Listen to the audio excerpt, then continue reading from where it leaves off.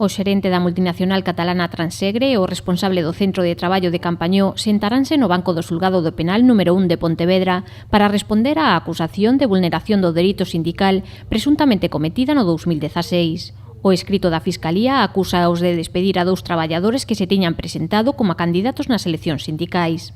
Rememorando dunha forma moi rápida, pois os nosos 2 candidatos que tiñamos nese momento pois foron despedidos, un despido que foi declarado nulo, que incluso no seu momento a empresa recurreu ao Tribunal Superior de Xustiza, donde se volveu a declarar que conforme que era un despido nulo. A Fiscalía engade que se impediu a publicación do censo electoral, se adiantaron as eleccións en previa comunicación e se impediu a entrada ao centro de traballo dos representantes da CIGA. A Inspección de Traballo e Seguridade Social de Pontevedra invalidou o procedemento de eleccións sindicais e expediu unha acta de infracción contra a empresa. O proceso administrativo sancionador correspondente está paralizado á espera da resolución do xuízo previsto. Chega o día de Constitución e, algúns recordades, resulta que non deixan entrar ao que pediu as eleccións.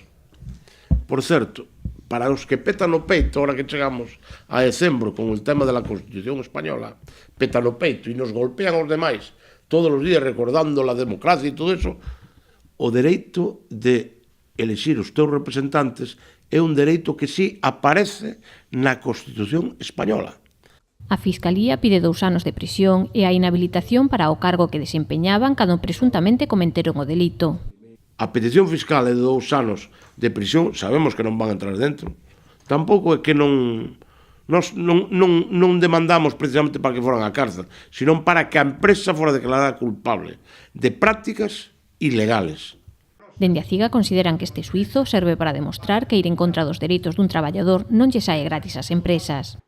O podemos tomar como un exemplo das cousas que hai que loitar, hai que pelear e hai que